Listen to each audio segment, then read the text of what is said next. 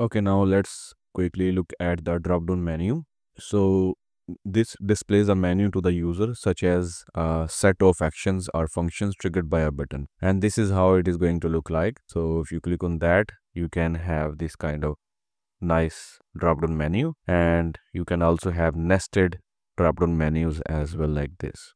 And if we scroll down, let's see if we have any other examples. We have the example, the checkbox. So you can check or uncheck items from this drop-down menu. And then we have the radio group example. If you click on that, you can select a single item. So earlier we were able to select multiple items from this drop-down menu, but if you want to be able to select only one item, then you can use this example. And now let's quickly use it. So make sure that your app is currently running in the browser. If not, then run it.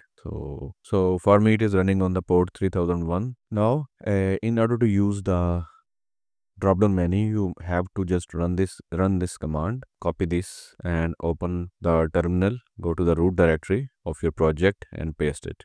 So you can either copy paste this code. This is the complex version of it, but if you want to start from the very basic, then you just copy these lines of code, and you are good to go. You can start from there and you can scale it up and make the drop-down menus that you need. So we will test all of these examples one by one. Okay, so it is saying that the file drop-down menu already exists. Would you like to overwrite? So in my previous videos, I might have installed drop-down menu already. That's why it is already there. So if in your case, if you have made any change, then you have to be very careful. You should not override it, otherwise your changes would be lost. But if you already have it, then you can override it.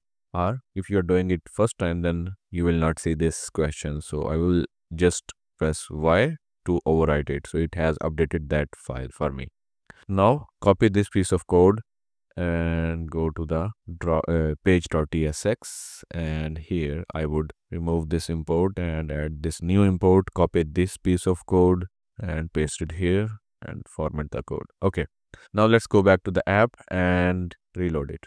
Okay, we got this simple open button. Actually, let me bring it in the middle of the screen so that we could see it very easily. For that, I would use Tailwind CSS classes like flex. Actually, first I would add the width and height. Width should be equal to the screen width and height should be equal to the screen height. So screen, if you use this, as you can see in the preview, it would set 100 VW.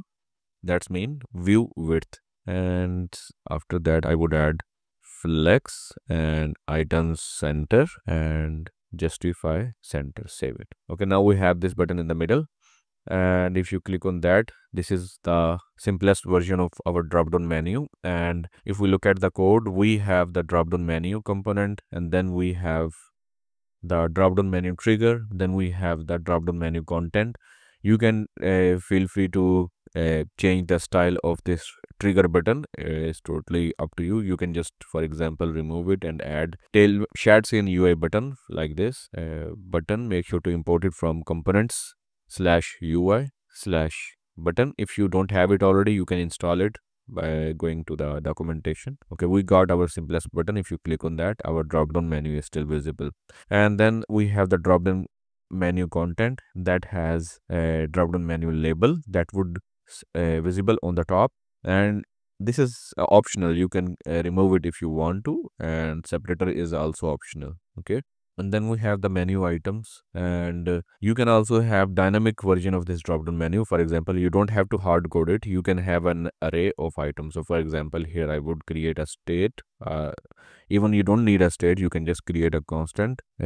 Item is equal to array, and here you can name it like profile, and then billing, and then team, and then subscription, and then ABC and XYZ. Save it, and now we are going to use it. I will just remove all of these items, and here I would render it with the help of the map function. So for that, I will add curly braces, items.map, I for item, and here we would return the drop down menu item like this. And we also need to pass the key prop. So for that, I will add key is equal to I. You can use I, or you can also use the index. Here I would rename it to label and index. Okay, so second parameter is always the index, so I would give it that index like this. Okay, and instead of hard coding this text, I would get it from the label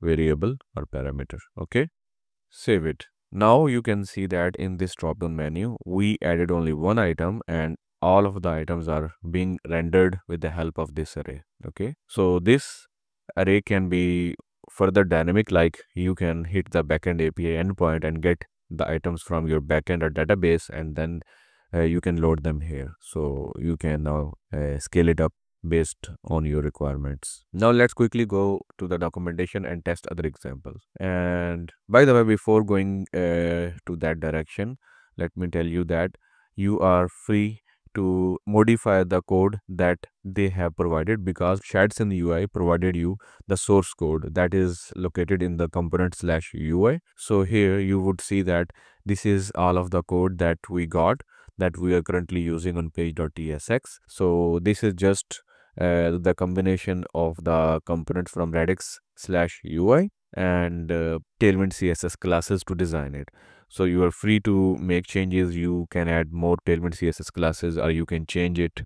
You can change the colors, font, or whatever you want to change to match your brand, and you are free to do that. So let me quickly show you how it would work. So for example, here, for example, you want to change the drop down menu or content. So you click on that and you are taken to this location on this file, and these are all of the classes that would give it this look. And if you want to add some background color, you can just add, for example, bg dash, and you can give it a light gray color, you can see. So in this way you can make any customizations to make it better if you want to, but most of the time you don't need to make any change, because this is the reason this theme is the reason that you are here. You like it. The default theme of Shadson UI is most of the time sufficient for you, so you may not need to make any change. So I'm just telling you that you have this option that you can make use of. Anyways, now let's go back to the documentation and we are going to use this example. If we scroll down, this component name is dropdown menu demo. So let's copy the code, and I already have a folder to hold all of such demos. So I will create a new file, dropdown menu demo.tsx, and paste the code that we copied earlier and save it. Now go back to the page.tsx, and I'm going to get rid of this code, and here I would import drop down menu like this and drop down menu demo. Okay, also we don't need this array anymore at this page, remove it. Okay, now if you click on that, we have exactly same example, same representation that we have on this demo. So you can now use it in your real projects. Now let's quickly go into this component and have a quick look to understand how they made it possible, how they added all of these items, and how they added the nested items as well. So I'm going to collapse all of these one by one. So first we have the drop down menu component. Within that we have the drop down menu trigger, and then we have the drop down menu content, and within the content we have drop down menu label separator, and then we have the drop down menu group, and then again separator. So here every collection of items is considered as a group here, and then we have the separator like this. I don't know if you can see it clearly because it is too light. So this is a separator that is coming from this component. Then we have again a group, that is other section, this team, invite users and team, and then we have again separator, then we have, and this time we don't have the group, we have the plain items. Also you can disable any item by just putting the disabled prop on it, and it would be disabled. It would be read only, but you will not be able to hover on it or click on that. And after that we have another drop down menu item, logout. And if we expand this part, we in this group we have the simple items, nothing else. So these are just text and the shortcut, and that's it. And if we expand this group, in this group we have a bit extra code. For example, we have the drop down menu item, and then we have the drop down menu sub. This is for sub menu, and this is the simple menu item. So if you expand the menu sub, here we have the menu sub trigger. So basically here invite users menu is the trigger that would trigger the sub menu that you see here. So after that, as we have to keep both of these items, sub trigger and menu portal, in the menu sub component to make it work. And here we have the sub content in the portal, and it would hold all of these items. And if you expand it, it will have just the regular drop down menu item. Okay, and you can nest as many items as you want. So for example, you can go in for the depth, you can keep adding more and more sub menus if that's your requirement. So that is very easy, and you can do that in very simplicity with the help of the shared scene UI in the same way. Anyways, now let's go back to our next example, that is for the checkbox. So copy that code and paste it here, and this time the component name is dropdown menu checkboxes. So let's fix it in the page.tsx, save it here, and now I pasted it twice, so let's fix it. Okay, now if you open it, you will again see the exactly same example that you see here without any difference. And now let's quickly dive into it to see how they made it possible. So first of all, they have some React states like show status bar, show activity bar, and show panel, and all of these states have some default value, like this one will have true. So basically all of these items are binded with these states, so that's why they created these states. So let's see how they are using it, and you can do the same in your projects as well. So first of all, we have this trigger, then we have the content section, and then we have the label, then we have the 3 items and 3 states. Every item would be linked with their respective state. And if you expand it in this item here, first of all, we have the label separator, and in this item we have the checked prop with the value show status bar. If it is true, then it would be checked. If false, then it would be unchecked. And as this is not a regular drop down menu item, it is a checkbox version, so that's why you have to use a checkbox item instead of the menu item. And similarly here we have the checked, we have the on checked change. So if similarly, I did not expand that part, so on every checkbox item we have the on checked change prop, where we have specified our callback function, that is set show status bar and set show activity bar and so on. So as soon as the value changes from that component, it would update our state with the help of these state functions, and that's it. And you can also disable anything by putting disabled on it.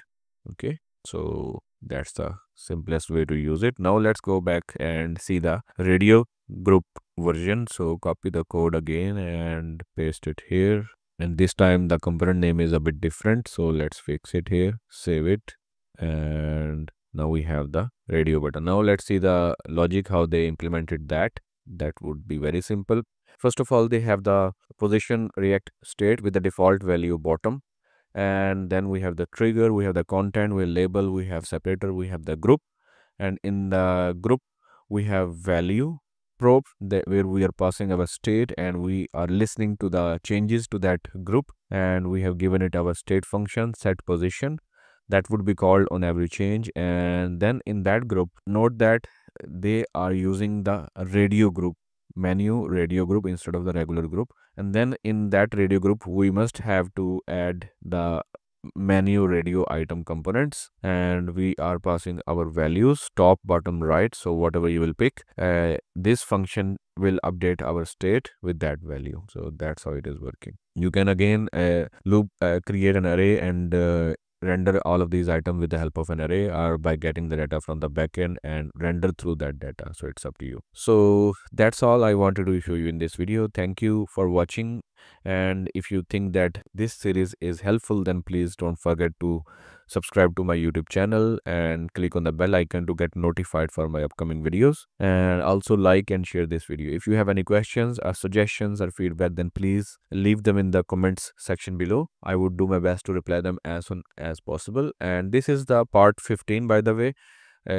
I have recorded 14 parts so far, so if you want to watch them all, you can go through this playlist. I will provide the playlist in the comments section below. You can find from there, and you can start from the part 1 and follow one by one. So as I mentioned earlier, my target is to cover all of these components one by one, and I will be exploring with you all of the possibilities that we could do with the help of the Shadcn, and we will also explore the blocks, charts, themes, colors, whatever is possible we will discover. And also at the end we will build several useful real-world applications with the help of the Shadcn to see the power of Shadcn UI. So thanks again for watching this video.